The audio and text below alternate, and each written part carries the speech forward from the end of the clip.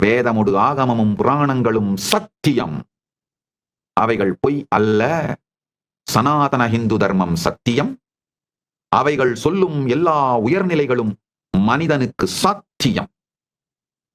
Multiple Puranas different reference centres use பண்ணாலும் consistent ரேஷியோவை தான் ஈல்ட் ஆகுதுங்க. ஃபைனலா ரேஷியோ போட்டோம்னா இது மொத்தமும் புனைப்பு படைப்பு அல்ல, புனைதல் அல்ல அப்படிங்கறத மிக தெளிவா ப்ரூவ் பண்ணுது. This alignment of cosmology, narrative accounts, அத கால்குலபிள் பிசிக்ஸ், அதாவது மிக தெளிவாக கால்குலேட் பண்ணக்கூடிய அந்த இயற்பியல், இது எல்லாமே establishes the scientific authenticity of Puranic cosmology. புராணங்கள் சொல்லுகிற காஸ்மாலஜியோட ஆத்தென்டிசிட்டிய சயின்டிபிக்கா நம்மளால எஸ்டாப்ளிஷ் பண்ண முடிகிறது. ஏன்னா இந்த காஸ்மாலஜியோட அலைன்மெண்ட், கால்குலபிள் பிசிக்ஸ், இந்த நரேட்டிவ் அக்கவுண்ட்ஸ், இது எல்லாம் மிக தெளிவா scientific authenticity of the Puranic cosmology establish பண்ணிடுது. அறுதியாகவும் இறுதியாகவும் உறுதியாகவும் இந்த சத்தியங்களை சொல்றேன், உள்வாங்கிக்கோங்க. Puranas encode relativistic and reference frame physics using symbolic language but facts. By decoding the cyclic spiral time, reference based distance and loca specific time dilation, we can reconstruct a coherent cosmic model that reveals the divinity to the science. புராணங்கள் மிகவும் முன்னேறிய relativistic and reference frame பிசிக்ஸை உபயோகப்படுத்தி மிக தெளிவாக இந்த சத்தியங்களை document பண்ணியிருக்காங்க.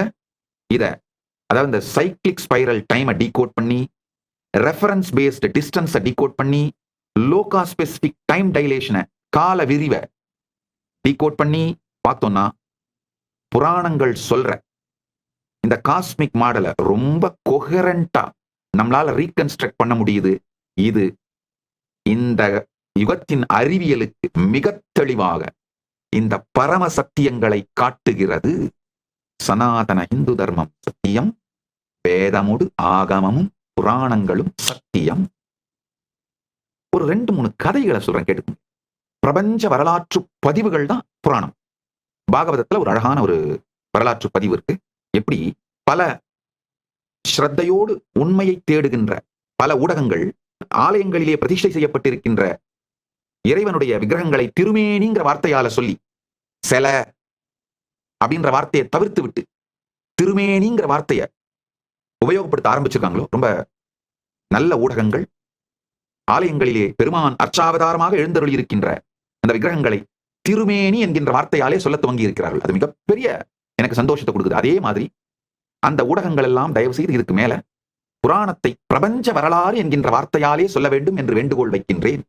அதாவது இந்து மதத்தை ஸ்ரத்தையோடு ஏற்றுக்கொள்ளுகிற எல்லோரும், எல்லா ஸ்ரத்தையோடு இருக்கின்ற இந்துக்களும் தயவு செஞ்சு புராணங்களை ஆங்கிலத்துல மித்துன்னு டிரான்ஸ்லேட் பண்ணாதீங்க, மித்தாலஜின்னு சொல்லாதீங்க. பிரபஞ்ச வரலாறுங்கிற வார்த்தையை மட்டும் உபயோகப்படுத்தி சொல்லுங்கள். காஸ்மிக் ஹிஸ்டரி, பிரபஞ்ச வரலாறு, ஆங்கிலத்துல cosmic history, history of the universe அப்படிங்கிற வார்த்தைகளால சொல்லலாம். தமிழ்ல பிரபஞ்ச வரலாறு அப்படின்னு சொல்லலாம். பாகவதத்திலே இருக்கின்ற ஒரு வரலாற்று நிகழ்வு. இதை புரிஞ்சுக்கிட்டு புராணங்களை படிச்சீங்கன்னாங்க, அப்பா அது எவ்வளவு பெரிய ஞான களஞ்சியம், வரலாற்று பேரறிவு களஞ்சியம். இதை படிச்சீங்கன்னா நம்ம முன்னோர்கள் எவ்வளவு பெரிய சக்திமான்கள், எவ்வளவு உயர்ந்தவர்கள்னு புரிஞ்சு நம் முன்னோர்கள் மீது கடந்ததன் மீது மரியாதை வந்தால்தான் அதை எதிர்காலத்திலே மீண்டும் உருவாக்கும் திறனும் சக்தியும் தெளிவும் வருங்க. நல்லா புரிஞ்சுக்கோங்க. இந்துக்கள், இந்து மதத்தை வாழ்க்கையாக நம்புபவர்கள், இந்து இயக்கங்களின் தலைவர்கள், இந்து மதத்தை முன்வைத்து அரசியல் நடத்துபவர்கள், இவங்க எல்லாருமே புராணங்கள் மீதும் வேதம் ஆகமம் புராணங்கள் மீதும் ஸ்ரத்தை வந்து அவை சத்தியம் என்று புரிந்து கொண்டால்தான் அவங்க பொலிட்டிக்கல் பவரை கூட இந்து மதத்தோட இன்ட்ரெஸ்டுக்கு அட்வான்ஸ் பண்றதுக்கு யூஸ் பண்ணுவாங்க. இல்லைன்னா இந்து மதத்தை அவங்க பொலிட்டிக்கல் பவர் கெயின் பண்றதுக்கு தான் யூஸ் பண்ணுவாங்க. வேதமுடு ஆகமம் புராணம் சத்தியம்னு புரிஞ்சா, உணர்ந்து கொண்டால் அவங்க பொலிட்டிக்கல் பவரை இந்து மதத்தோட இன்ட்ரெஸ்ட் ஃபர்தர் பண்றதுக்கு யூஸ் பண்ணுவாங்க. பொலிட்டிக்கல் பவரோ இல்ல ஜுடிஷியல் பவரோ இல்ல எக்ஸிகியூட்டிவ் பவரோ அவங்களுக்கு என்ன பவர் இருக்கோ அதெல்லாம் இல்லைன்னா இந்து மதத்தை அவங்க பொலிட்டிக்கல் கெயினுக்கு யூஸ் பண்ணுவாங்க. அவ்வளவுதான். ஏன்னா உள்ளுக்குள்ள இந்த சத்தியங்கள் உண்மைன்னு புரிஞ்சு கன்வின்ஸ் ஆகலைன்னா மேம்போக்கா எப்படியே ஒரு சோசியலா விளையாடிட்டு விட்டுருவாங்க. இதோட ஆழம், முக்கியத்துவம் இதெல்லாம் புரியாமல் இந்து மதத்தை வெறும் ஒரு பொலிட்டிக்கல் பவர் கெயினுக்காகவும் இல்ல ஏதாவது ஒரு சோசியல் பவர் கெயின், ஏதாவது அந்த டைம்ல அந்த பவர் கெயினுக்காக யூஸ் பண்ணிட்டு விட்டுருவாங்க. இந்துக்களை விழித்துக் கொள்ளுங்கள். இந்து இயக்கங்கள்னு நீங்க யாரை நம்புறீங்களோ, இந்து அரசியல்வாதிங்கன்னு நீங்க யாரை நம்புறீங்களோ, இந்து குருமார்கள் நீங்க யாரை நம்புறீங்களோ, இந்து சமூக தலைவர்கள் நீங்க யாரை நம்புறீங்களோ அவங்க எல்லாரும் நம்முடைய வேதம், ஆகமம், புராணங்களை ஆழமாக நம்புகிறார்களா, கடைபிடிக்கிறார்களான்றதை மட்டும் பார்த்துருங்கய்யா. அதுதான் அடிப்படை பேஸ்லைன் ஸ்கேல். ஒரு சின்ன சோசியல் மீடியா சேலஞ்ச். நீ are you living spiral or linear? Tell us, do you plan your life like climbing a ladder, always up, or dancing in a spiral, rhythmic? Which one actually makes you happier? Drop your honest answer below. அதாவது இந்த ஏணி மேல ஏறுற மாதிரியே உங்க வாழ்க்கை போயிட்டு இருக்கா? நல்லா புரிஞ்சுக்கோங்க. நீங்க வாழ்க்கையில எந்த ஏணி மேல ஏறினாலும் கடைசியில உச்சியில வந்து தனியா உட்காந்துருக்க குரங்கு மாதிரி இருக்கும். சில பேர் என்கிட்ட கேட்கறது உண்டு, இந்த ரேட் ரேஸ்ல மாட்டிக்கிட்டேன் சாமி என்ன பண்ணலாம்? ஏய் நல்லா புரிஞ்சுக்கப்பா, ரேட் ரேஸ்ல நீ ஜெயிச்சினாலும் கடைசியில நீ ரேட் தான்பா. நீ எந்த ஏணியை கிளைம் பண்ணாலும் உச்சாணி கும்பல தனியா குரங்கு மாதிரி உட்காந்துருப்ப உச்சிக்கு போன அப்புறம். அப்படி வாழறீங்களா? இல்ல இந்த ஸ்பைரல் ரிதம்ல, லைஃபோட ஸ்பைரல் ரிதம்ல வாழ்ந்து அனுபவிச்சுட்டு இருக்கீங்களா? எது உங்களை ஆக்சுவலா ஹாப்பி ஆகுது? உங்களுடைய ஹானஸ்ட் ஆன்சரை comment on YouTube, post your thoughts on Twitter, tagging @Sri Nithyananda. இப்ப புரிஞ்சுக்கோங்க. பாகவதத்தில் சொல்ற ஒரு கதை. பிரம்மா கிருஷ்ணருடைய நண்பர்களான அந்த கோபியர்களை, அவங்க மேய்க்கிற அந்த மாடுகள், இது எல்லாத்தையும் மறைச்சிடுறார்.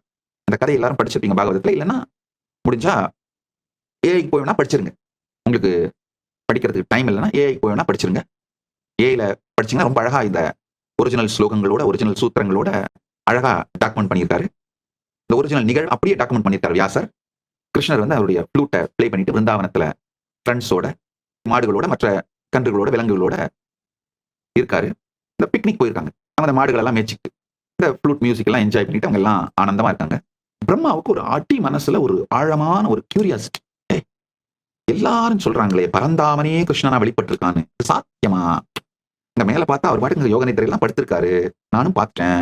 ஆனா இங்க இந்த சின்ன பையனா உட்காந்து விளையாடிட்டு இருக்கான். அவரே இங்க வந்து விளையாடிட்டு இருக்கிறதா சொல்றாங்க. உண்மைதானா? ஓவரா கதை சொல்லிட்டு இருக்காங்களே. இல்ல ஒருவேளை அவங்க எல்லாரும் அந்த கிருஷ்ணனோட கரிஷ்மால விழுந்த தேர் என்சாண்டட். ஒருவேளை அந்த சுத்தி இருக்கலாம் அவனுடைய கிருஷ்ணனோட கரிஷ்மால விழுந்துட்டதுனால கிருஷ்ணனையே கடவுள்னு சொல்றாங்களா? என்னதான் நடக்குது? 10வது ஸ்காந்தத்துல 13வது கேண்டோல பாகவத புராணம் இதை டாக்குமெண்ட் பண்ணுது. பிரம்மா ரொம்ப கியூரியஸா இருந்து என்ன பண்றாரு, அந்த மொத்த கோபியர்களையும் பசுக்களையும் மறைச்சிடுறாரு. தஸ்மாத் கூகம் ஸ்தானம் ஜக்ருஹே. ரொம்ப அழகா அந்த கதையை பாகவதம் டாக்குமெண்ட் பண்ணுது. தஸ்மாத் கூகம் ஸ்தானம் ஜக்ருஹே வத்சான் கோபான் அதாபரே பிரம்மா ஸ்வாயாம் சக்யா தேஷாம் நித்ராம் ஜகௌ ஹரேர் நிருப. பிரம்மா மாயையான மறைவு நிறைந்த இடத்திலே கன்றுகளையும் கோபால குழந்தைகளையும் ஒளித்து வைத்தான். தன் சொந்த மாயா சக்தியால் ஹரியின் நண்பர்களான அவர்களை ஆழ்ந்த உறக்கத்தில் ஆழ்த்தினான். கதை. பிரம்மா வந்து மொத்த இந்த கோபர்களையும் இந்த மாடுகளையும் கடத்திட்டு போய் மறைச்சு வச்சு அவங்க எல்லாம் தூக்கத்துல போட்டுறாரு. கிருஷ்ணன் தன்னுடைய பரமசக்தியினாலே, தன் இருப்பின் சாநித்தியத்தின் சக்தியினாலேயே மொத்தமா அந்த கோபர்கள், மாடுகள் அனைத்தாவும் மாறி அவர் பாட்டுக்கு மொத்த பிருந்தாவனத்தோட வாழ்க்கையும் இயற்கையா நடத்திட்டு இருக்காரு. பிரம்மா என்ன பண்றாரு, இந்த கோபர்களையும் விலங்குகளையும், அந்த பசு கன்று அனைத்தையும் மவுண்ட் சுமேருல தன்னுடைய சக்தியை யூஸ் பண்ணி மறைச்சிடுறாரு. கிருஷ்ணன் வந்து பாக்குறாரு. பார்த்துட்டு இவங்கெல்லாம் யாரும் காணாமது பார்த்து ஒரு வினாடி கூட அவர் கலங்கல. தன்னுடைய யோக சக்தியினாலே அத்தனையும் அப்படியே creating identical duplicate boys and cops indistinguishable from the original. அதாவது மூலத்திற்கு, ஒரிஜினலுக்கு எந்த விதமான வித்தியாசமும் இல்லாத அப்படியே காப்பியை தன்னுடைய யோக சக்தியால் உருவாக்கிறார். உருவாக்கி அந்த கோபர்கள், அந்த ஆடு மாடுகள் எல்லாம் அவங்க கண்டினியூ, அவங்க விளையாடுறாங்க, சாப்பிடுறாங்க, லிவிங் நார்மல் லைஃப். இது ஒரு ஃபுல், இந்த பூமண்டலத்துல ஒரு ஃபுல் வருஷம் பீரியடுக்கு நடக்குது. எல்லாம் ஸ்மூத்தா போயிட்டு இருக்கு. பிரம்மா வந்து திரும்ப எட்டி பாக்குறாரு. நடுநடுங்கி போயிடுறாரு பிரம்மா. என்னையா, என்ன நடக்குது? நான் தான் எடுத்து மறைச்சு வச்சேன். இங்க பார்த்தா கிருஷ்ணன் அந்த கோபர்களோடும் அந்த விலங்குகளோடும் ஒண்ணுமே நடக்காத மாதிரி வாழ்ந்துட்டு இருக்காரு. உடனே பிரம்மா என்ன பண்றாரு, கரெக்டா அந்த சுமையர் வெட்டி பாக்குறாரு. பார்த்தா அவர் எடுத்து போய் ஒளிச்சு வச்ச அந்த ரியல் அந்த பாய்ஸ், அந்த ஆடு மாடுகள் எல்லாம் தூங்கிட்டு அங்கதான் இருக்கு. ஆனா இங்க தனியா இருக்காங்க. இங்க இவங்க அதே மாதிரி, அதே பசங்க, அதே கோபர்கள், அதே ஆடு மாடுகள் அங்கேயே இருக்கு. இங்க பிருந்தாவனத்திலையும் இருக்கு. ஒரு வினாடியில் பிரம்மா விழித்துக் கொள்ளுகின்றார். அவருடைய புத்திக்கு தெளிவு வந்து விடுகின்றது. கிருஷ்ணர் தன்னுடைய யோக சக்தியினாலே இது மொத்தமாகவும் விரிந்து இயல்பாக பிருந்தாவனத்தை நடத்தி கொண்டிருக்கின்றார் அப்படின்னு. இது பிரம்மாவுக்கு புரிஞ்ச உடனேயே கிருஷ்ணன் தன்னுடைய 4 கரத்தோடு சதுர்புஜனாக விஷ்ணு வடிவத்தை காட்டி ஒவ்வொரு கோபனும் ஒவ்வொரு பசுவும் கன்றும் தானே என்பதையும் அது ஒவ்வொன்றுத்துக்குள்ளேயும் இந்த பிரபஞ்சமே இருப்பதையும் காட்டுறார். பிரம்மா நடுநடுங்கி போய் கிருஷ்ணனுடைய மகிமையை துதித்து போற்றி தன்னுடைய தவறை ஒப்புக்கொண்டு பெருமானை சோதித்ததற்கு மன்னிப்பு கேட்டு அந்த ஒரிஜினல் கோபர்களையும் அந்த விலங்குகளையும் எல்லாத்தையும் ரிலீஸ் பண்ணி விட்டுறாரு. இந்த கிருஷ்ணர் மேனிஃபெஸ்ட் யோக சக்தியால மேனிஃபெஸ்ட் பண்ணாலே அவங்க எல்லாம் அவருக்குள்ளேயே மறைஞ்சிடறாங்க. அவருக்குள்ளேயே திரும்பி எடுத்துறாங்க. எடுத்துட்டு நார்மல்சியை ரீஸ்டோர் பண்ணிடுறாரு கிருஷ்ணன் பிருந்தாவனத்துல. முதல்லயே நார்மல்சியில தான் வச்சிருந்தாரு. இப்ப எடுத்துட்டு இந்த ஒரிஜினல் நபர்களை விட்டுட்டு நார்மல்சியை மேனேஜ் பண்ணிடுறாரு. க்ஷணம் ஆகதோ பிரம்மா தம் திருஷ்ட்வா விஸ்மிதம் மானசக ஏகவர்ஷம் கிருதம் தஸ்ய கோபானாம் வத்சவத்சலாக. ஒரு கணமே சென்றதாக நினைத்து திரும்பி வந்த பிரம்மா அதை பார்த்தவுடன் வியப்பில் ஆழ்ந்தான். அவன் இல்லாத அந்த ஒரு கணம் கோபாலர்களுக்கும் கன்றுகளுக்கும் ஒரு முழு வருடம் ஆகிவிட்டதை கண்டான். இது வரலாறு, நடந்த வரலாறு. இந்த டைம் டைலேஷனை பத்தி உங்களுக்கு தெளிவா புரிய வைக்குது. பிரம்மாவுக்கு வந்து ஒரு க்ஷணம் அவர் நினைச்சது இங்க ஒரு வருடம், பூலோகத்துல ஒரு வருடம். ஆக்சுவலா அவர் பூலோகத்துல தான் மறைச்சு வைக்கிறாரு. ஆனா அவருக்கு வந்து ஒரு க்ஷணம் தான் மறைச்சு வச்சுதான் அவர் நினைச்சாரு. ஒரு க்ஷணத்துக்குள்ள திரும்பி பார்க்கும்போது இங்க ஒரு வருடம் ஆயிருந்து. ஆனா அந்த ஒரு வருடத்தாலே இந்த மாற்றமும் இல்லாமல் கிருஷ்ணன் தன்னுடைய யோக சக்தியினாலே இந்த லீலையை நடத்திட்டு இருக்கார். டைம் டைலேஷனை பத்தி நீங்க புரிஞ்சுக்கிறதுக்கான வரலாற்று பதிவு. வெறும் இந்த 28 நாள் மட்டும் எனக்கு கொடுங்க. எனக்கு கொடுங்கன்னா நான் உடனே உங்களை ஆசிரமத்துக்கு வந்துருங்கன்னா கூட கூப்பிடல. அப்படி வந்திருக்க முடிஞ்சா வாங்க. கைலாச திருவண்ணாமலையோட கதவுகள் திறந்தே இருக்கின்றன. இலவசமாக பரமசிவ சேனை நிகழ்ச்சி நடக்குது.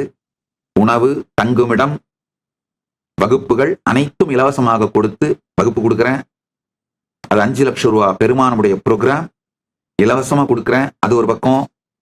2வது, இந்தியா முழுக்க யாத்திரை பண்ணணும்னு நினைக்கிறவங்களுக்கு, பரிவிராஜ யாத்திரையா போகணும்னு நினைக்கிறவங்களுக்கு இந்த 1 மாத வகுப்பையும் இலவசமா கொடுத்து 5 லட்சம் ரூபாய் பெருமானுடைய வகுப்பையும் இலவசமா கொடுத்து நீங்க யாத்திரை போறதுக்கு குறைந்தபட்சம் 1 லட்சமாவது ஒவ்வொருவருக்கும் செலவழிக்கின்றேன்.